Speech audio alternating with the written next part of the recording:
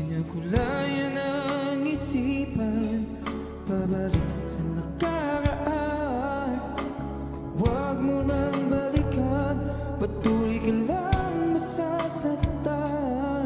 Hindi nagkulang kakaisip sa isang magandang larawan.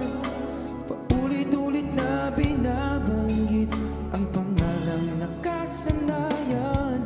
Tayo ay pinagtagpo